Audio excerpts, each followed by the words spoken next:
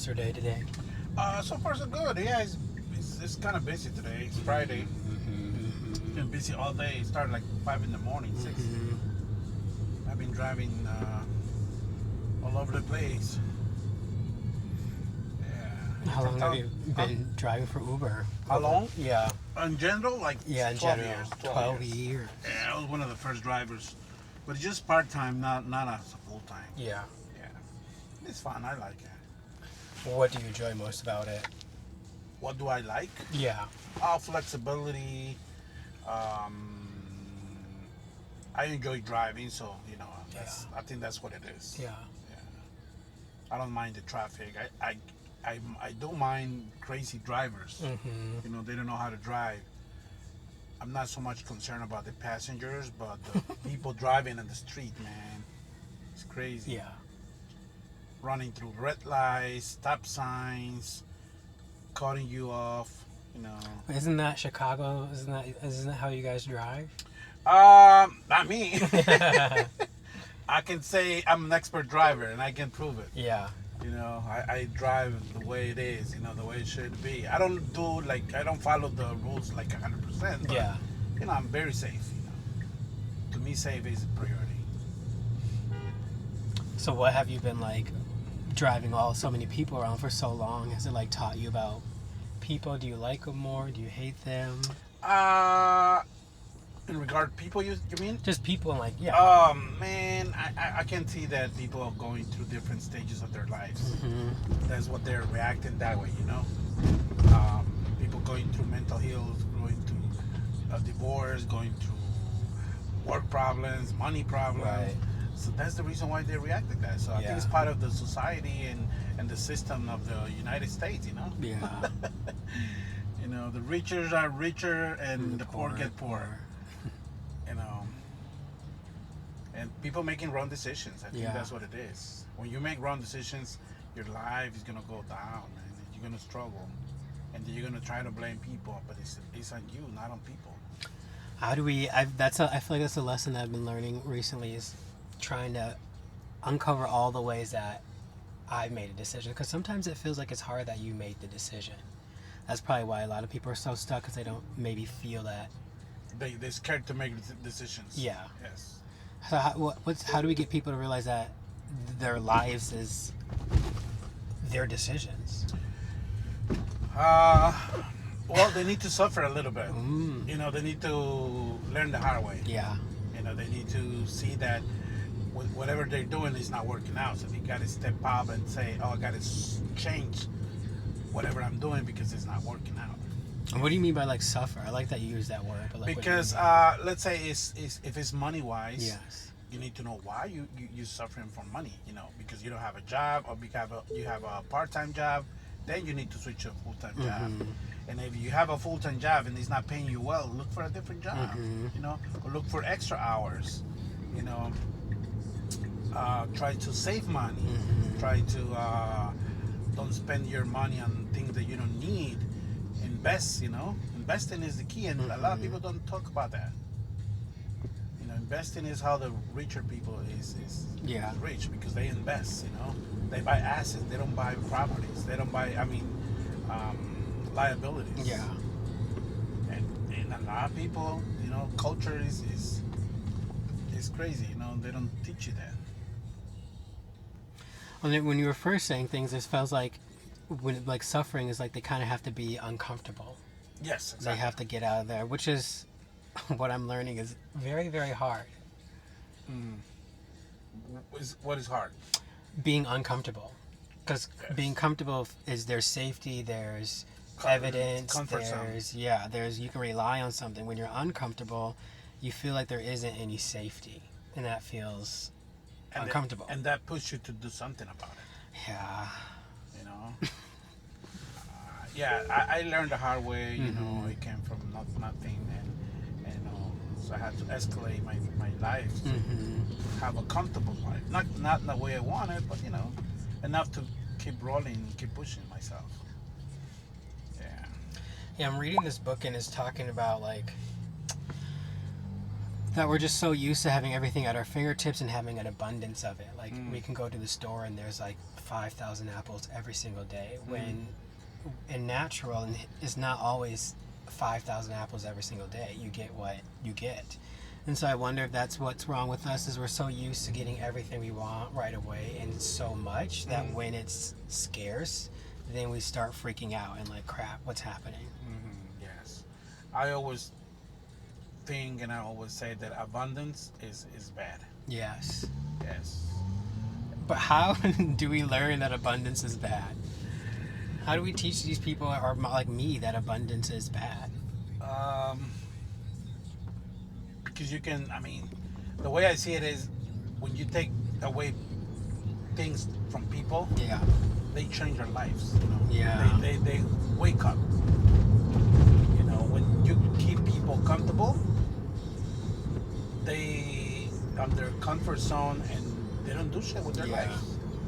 They just stay there, and they even start doing crazy stuff that they're not supposed to do because they have enough time to do whatever they want to do.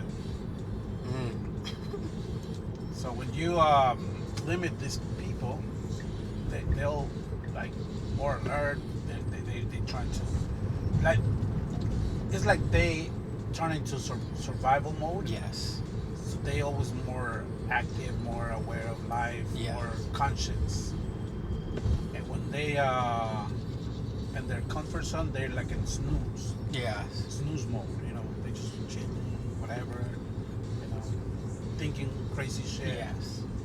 I like what you said. That made me laugh because it's just hitting home where you're like, when you have all this time, you just start doing some dumb shit that you don't need to be doing. Exactly. So maybe when you're suffering, it's kind of like life being like, oh, you got all this time? Well, then I'll give you something.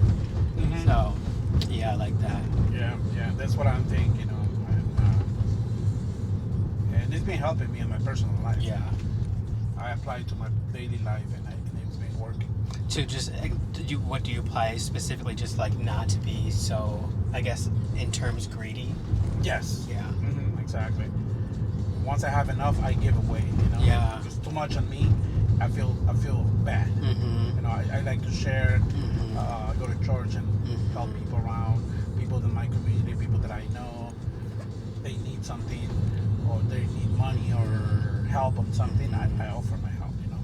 And that's going back to where you're saying like rich people invest. I feel like you're investing. Yes. I think a lot of people think investing is money. No. And you can invest in your time, your love, your gratitude, and Exactly. get that back. Exactly. And also invest on things that are gonna give me money back later. Yes. Yeah. I've been investing in real estate and also rental properties. You know. Because I mean, there's gonna be one point that I'm not be able to drive. You know. So Yeah. I need to have security. Yeah. So are you from the Mexico. States? You're from Mexico. Yeah. I came here when I was 13. I've been back and forth. My first time here it was when I was 4 years. Yeah. I went to school for 2 years in Pilsen. Ooh. Then we moved to Texas, and then from Texas went back to Mexico, and then came back in 1991. Pilsen's another neighborhood I want to like move, like live in next. I remember it was nice back then. It was Yeah. nice. It's been better now. Yeah. You know, they've been changing a lot.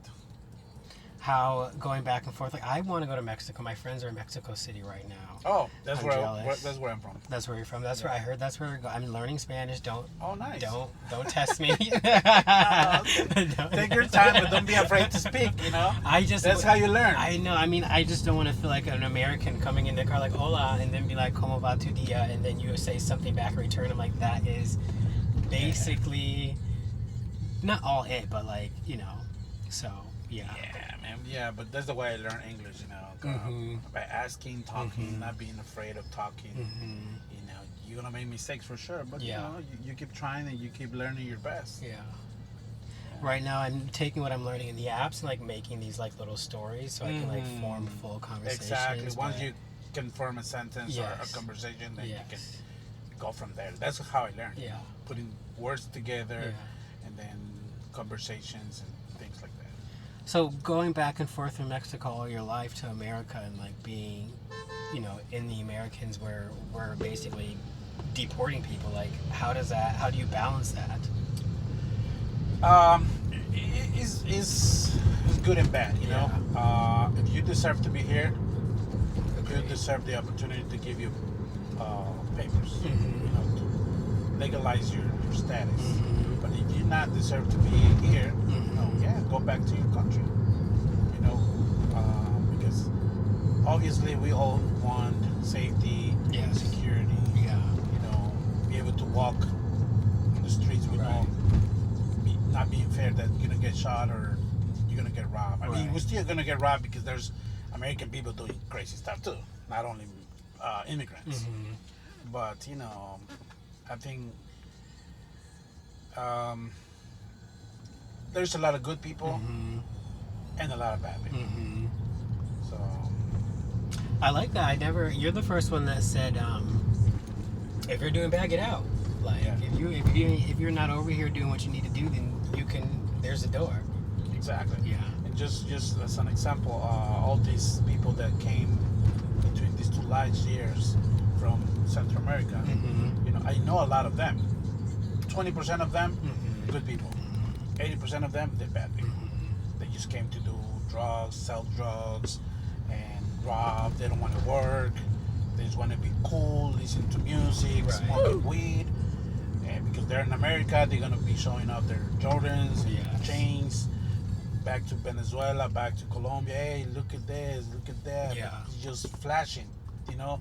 But none of that is from hard work. It's just from money they're getting from the government, or money they stealing, or selling drugs. You know? Right. I mean, that's crazy. I'm not part of that. Right. Even if they're Mexicans, I'll call the police and take these guys. You know.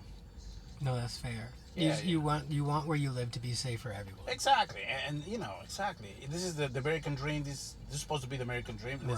Let's make it the American dream, not the nightmare American dream. And you think we can still make it an American dream? You think the American dream is still there? Yes. You know, it's based on people, culture, and education, and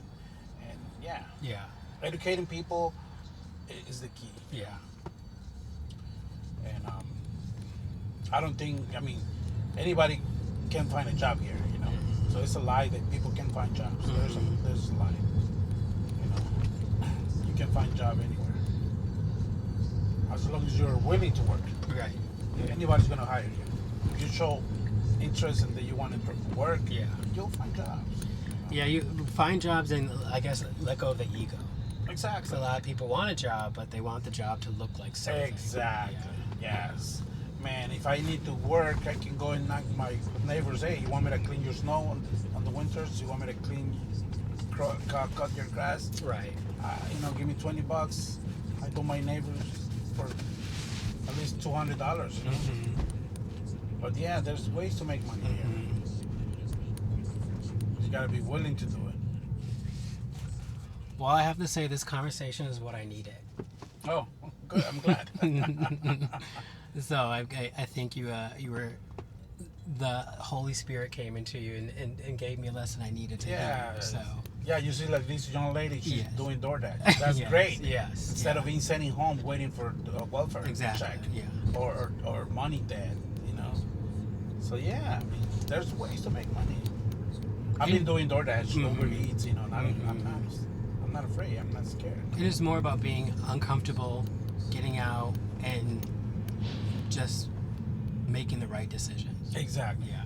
Exactly. That's the key. You know, make the right decisions and have goals, good goals for you and your family. You know, and look how to reach them. Yeah, and there's no nobody's gonna take your job away as long as you want to keep your job. You know? But yeah, it's gonna be hard, man. We still have 3 more years with this administration. Yes.